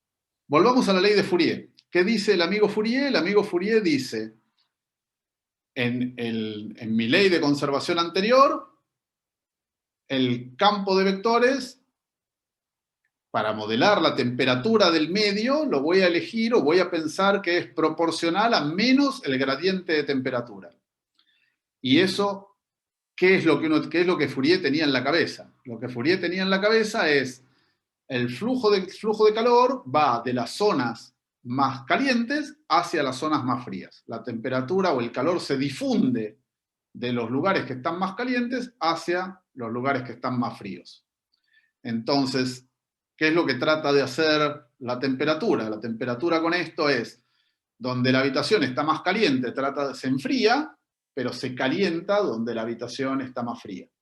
Y si esta habitación inicialmente tiene más temperatura cerca de la ventana y menos temperatura cerca de la escalera, eventualmente lo que trata es de hacer que la temperatura sea lo más homogénea posible, y eso se ve bastante bien cuando uno prende la estufa.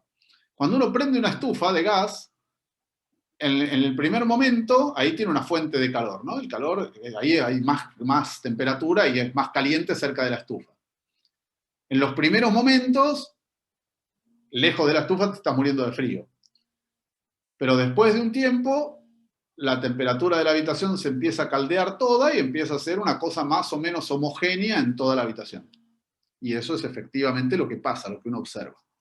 Entonces, con esta ley de Fourier, esto se llama la ley de Fourier porque lo hizo Fourier, ¿qué queda como ecuación?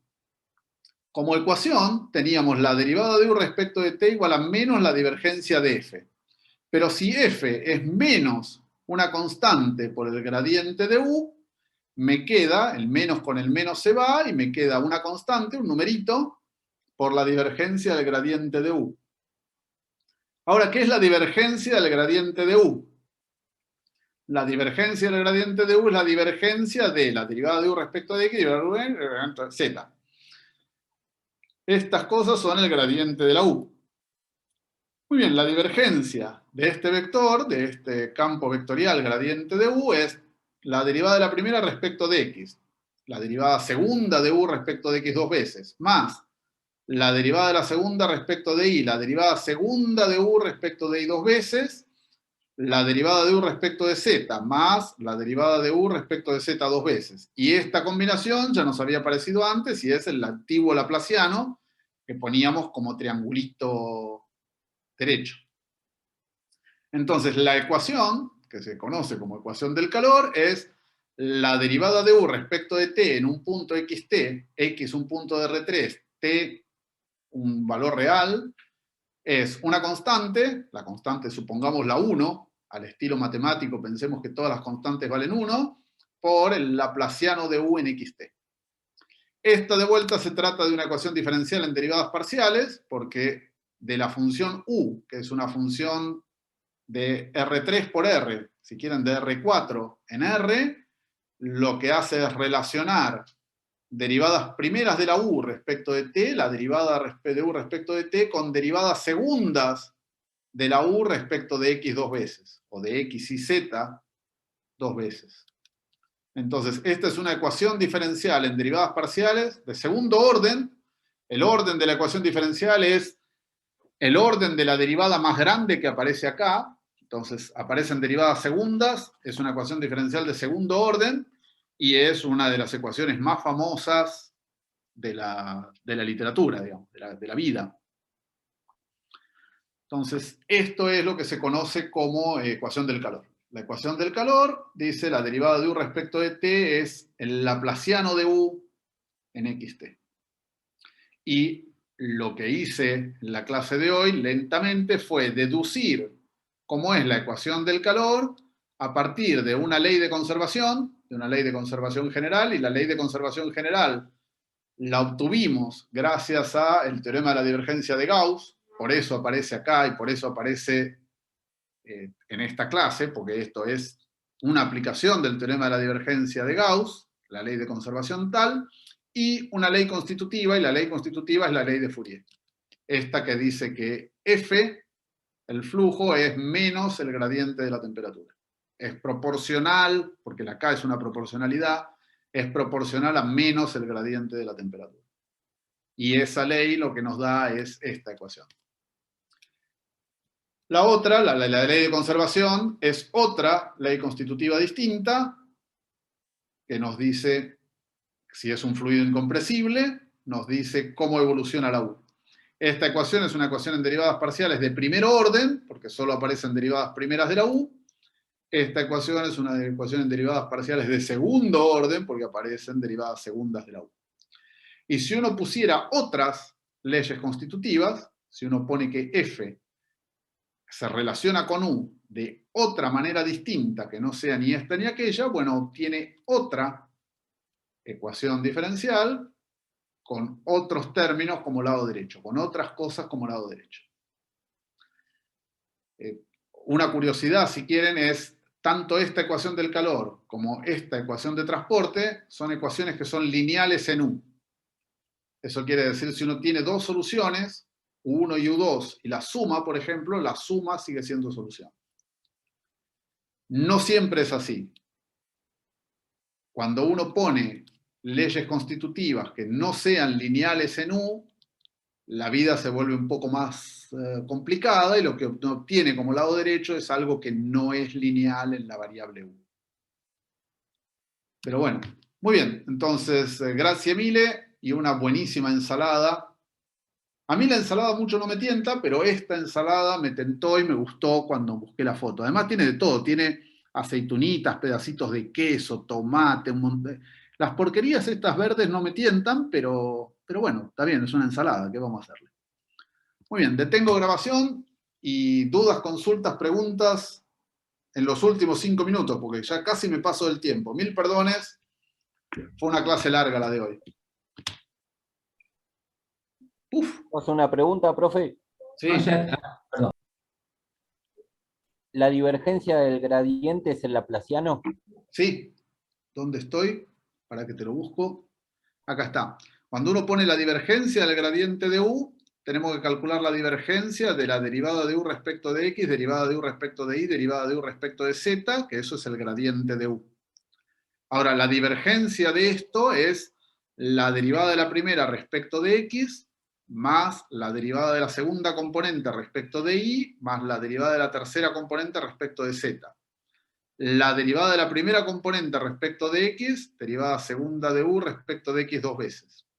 La derivada de la segunda componente respecto de y, la derivada segunda de u respecto de y dos veces. La derivada de la última componente respecto de z, la derivada de u respecto de z dos veces. Y esto que teníamos acá era lo que conocíamos como el laplaciano antes, lo que había aparecido en las fórmulas de Green. Lo que teníamos, este triangulito, ese de ahí, es justamente la suma de las derivadas segundas puras de u. ¿Bien?